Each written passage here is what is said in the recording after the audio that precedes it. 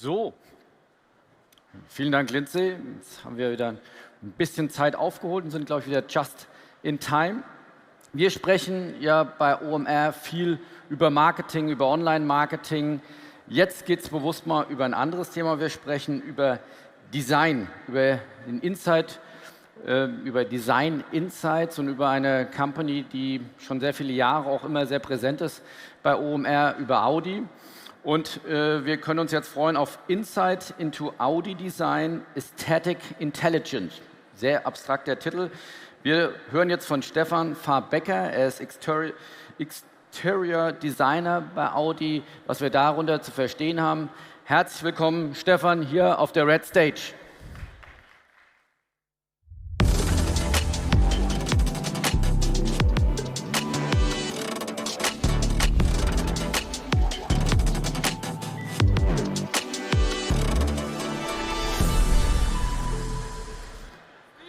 Yo, happy to be here. My name is Stephan Fahr-Becker. I work for Audi AG as an exterior designer already for 19 years, so quite a while. And as it was mentioned already, what we want to do is give you a true insight into Audi Design and what we are planning for our future products. I can already say it's going to be a lot more emotional, a lot more user-centric, and I think there's a lot to see. But maybe let's first have a little look. How many people are we? We are 400 people all over the world, basically mainly working in the headquarters in Ingolstadt. And basically covering exterior design, interior design, and most importantly for the future, user interface and user experience. And basically what we are doing is we're using external studios, one of them in Malibu on the West Coast and one of them in Beijing for our most important markets to get the direct insights to put the right stuff into our products. I don't know, now it works, perfect. So this is the three things I was just talking about, and basically where we come from is, we come from shape design. So as a designer, we want to create a beautiful shape to attract customers, that they ideally like our product, or even fall in love is maybe a little bit too much, but that they feel attracted to our product and that they stay with the brand. And what you see on the left side is we are still working quite classic. In a classic way, of course, we use a lot of CAD to speed up the process, creating CAD models, but still, no matter if it's exterior or interior, you would be stunned if you visit us in our headquarters that we are working still with full-size clay models. So there we have the possibility to mill data overnight. We have the possibility to scan. We can work on these clay models with experts that are completely just scholar just to do this, to create the perfect shape and really on the millimeter, not only because we have a lot of numbers and package and laws to fulfill, but also to create the perfect shape. And we are now in a state where there's so much technology coming into our products, and there's for example, automated driving. It's on the way, it will still take time, but it's on the way. Digitalization is a huge factor, and this enables us as a designer, together with our colleagues from marketing, from brand, to create a completely holistic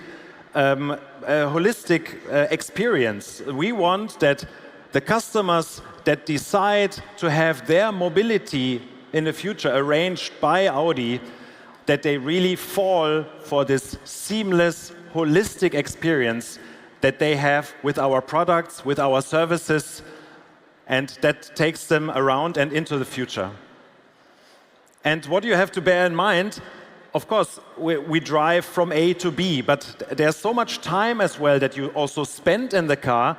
And the best, of course, would be to spend that time in a very, very good way. Of course, now at the moment, you're mainly driving, maybe you have other people with you that you can interact with, but as a car designer, I have to say it's absolutely fascinating, the technology of maybe then level 4, at some point, maybe level 5 automated driving will change our product completely and opens up a huge variety of things to play with as a designer to make the product actually more emotional, in my opinion, than it is today.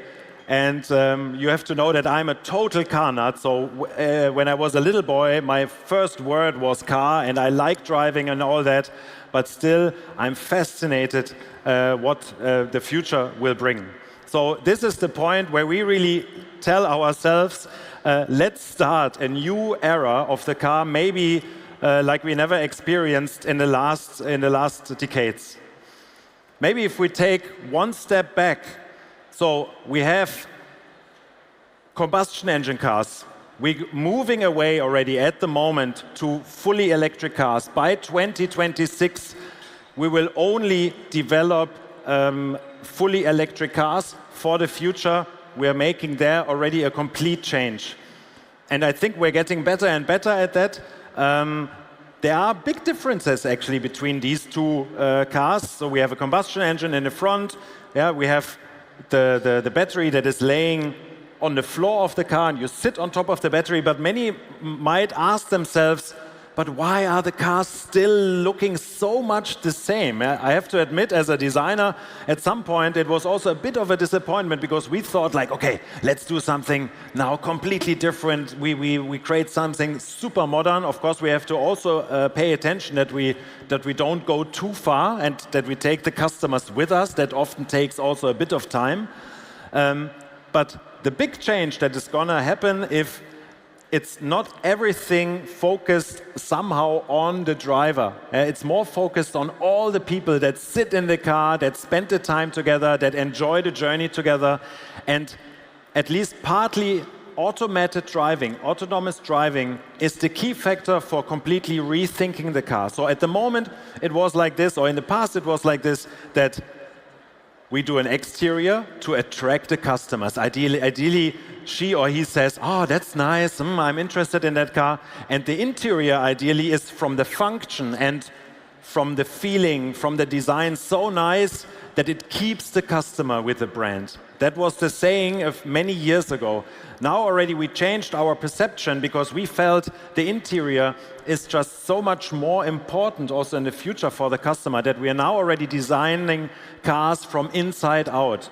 That doesn't mean that the cars have to be ugly on the outside, but it's a different mindset that also drives us into different ways. And it's all about, like I said already, it's all about user centricity. Yeah? And that's why we also want to, when thinking about what car do we create, we want to much more think into, okay, for what is the car used? What would be cool to have? Really put your head inside the situation that the customer is. And what you see here now is an interior of a show car that we presented. And you can already see we are also taking big steps just in the visual effect of the design. Yeah? You have a dashboard that maybe doesn't look even like a car dashboard anymore. You just have like a complete wood wrap where all the information that you need for your ride is just projected onto the wood wrap.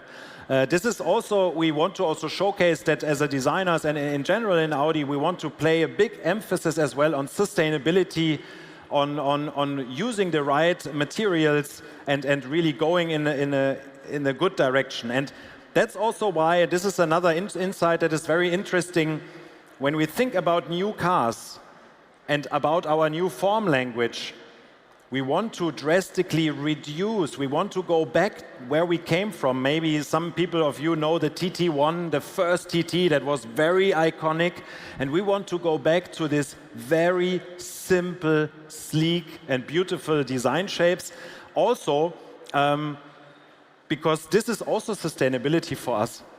If a product is longer lasting, This is also sustainability. If you don't have the feeling, it's a fancy design, and after 2 years I'm getting annoyed by it because it's too much zigzag going on, and I want to replace the product. This is also something where we feel we need to go in a different direction.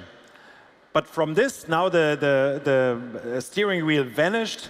Now what I've been just talking about with this user-centric and all these possibilities, it really starts. I mean, level 4, it is still the mix where you can drive yourself, but on the highway, and on special occasions, you can really relax and trust the autopilot or the full autonomous mode and just spend your time in a different way. And this is for us a total enabler to change the game. And what we want to do is, there's a couple of stages where we want to have this holistic brand image. First of all, why do we want to have this holistic brand image? Because if you're ordering an Uber at the moment, let's face it, is it important for you that it's a Honda or a Toyota or an Audi?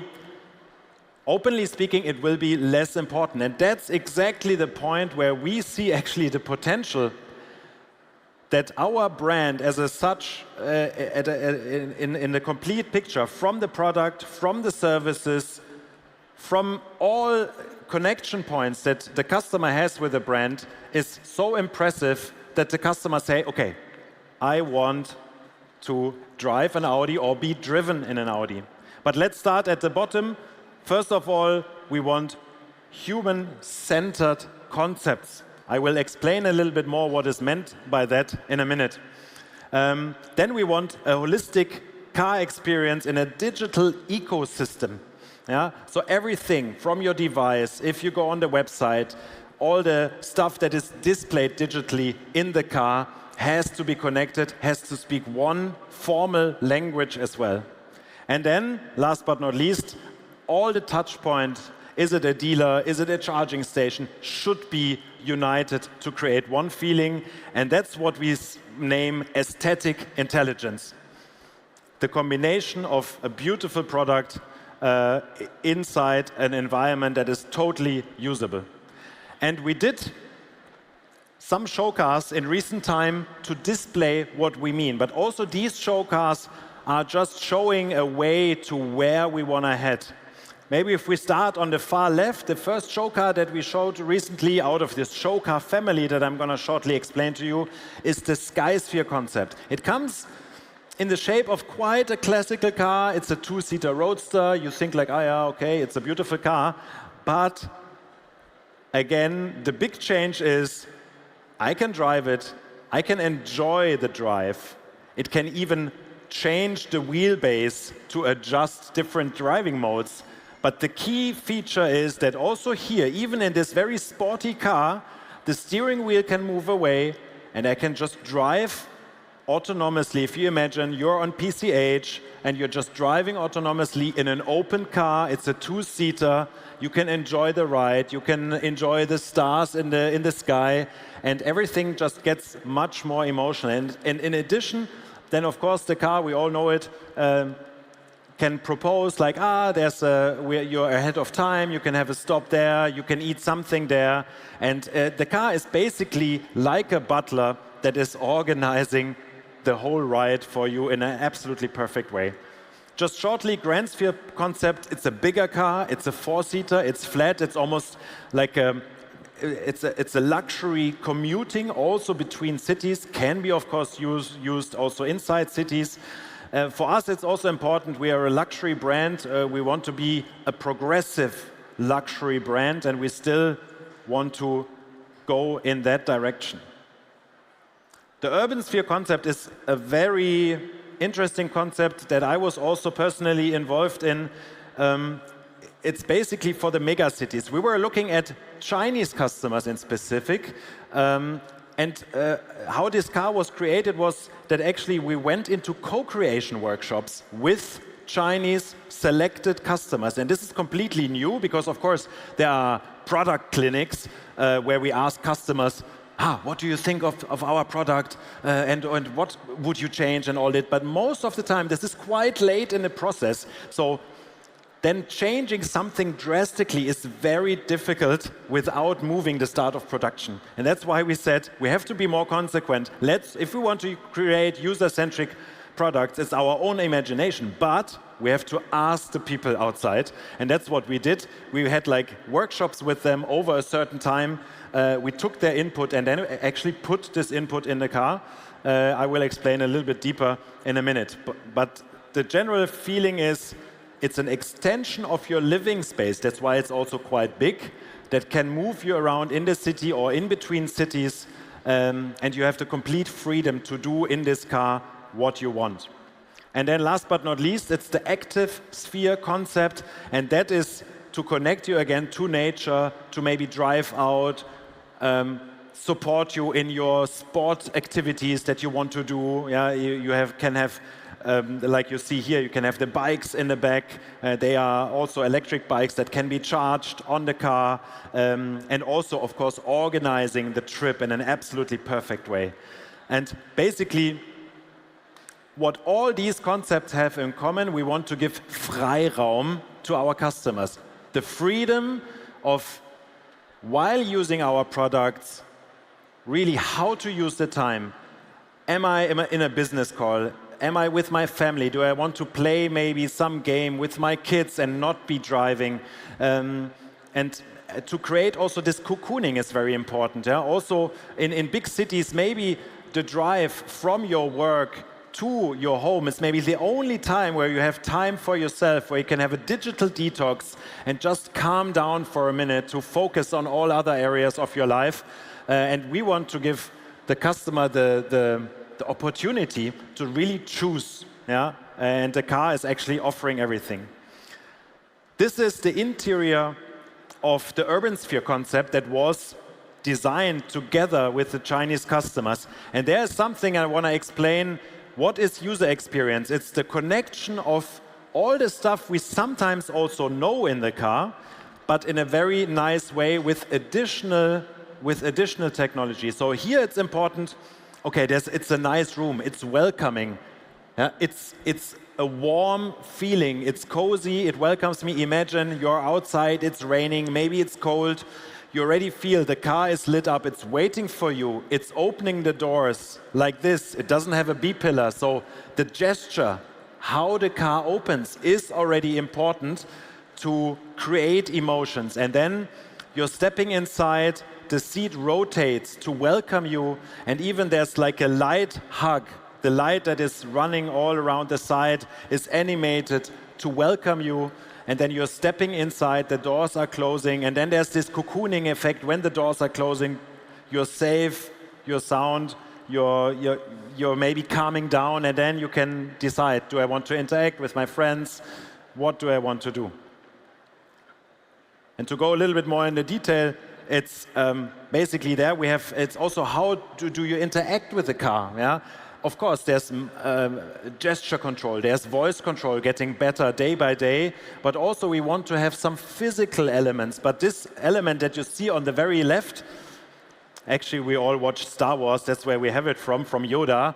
You can just with your gesture control turn it, and actually the physical button will move as well. And this is maybe unnecessary, but it's a cool feeling, and it's maybe something you want to share or with your friends when it's happening for the first time.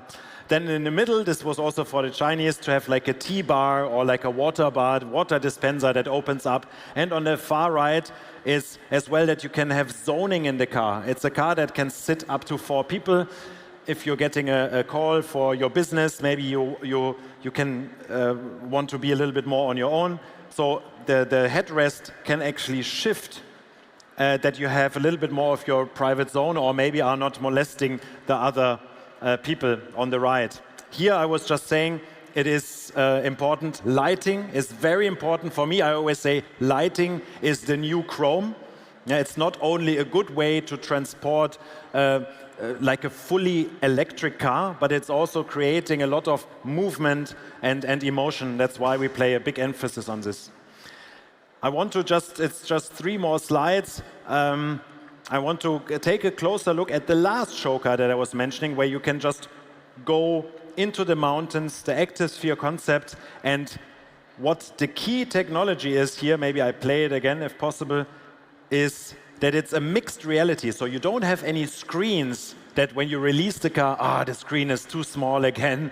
Basically, what happens, it's not VR when you're in the car, but it's augmented reality. So you're wearing lighter glasses that enable you to have the mixed reality. And this is, in my opinion, a huge enabler for using the car. Because, for example, if you're driving and you're driving off-road, you can have, of course, a lot of stuff that, as an information that comes into the glasses. You could even imagine you're going through a city, you get your personalized city tour with augmented, like, this is how the building was reconstructed after it was destroyed. You can imagine thousands of things that are very nice and very enjoyable. And basically, also, the usage of the car, it's almost like a gamification that it's also enjoyable to use functions of a car in a very simple, and in a very intuitive way. And last but not least as well, if the steering wheel moves away, you almost don't have the dashboard in front of you anymore, but you have almost like a theater where a three-dimensional animation could give you all kinds of information that you need for your trip. In this case, how is the weather? You can watch a movie.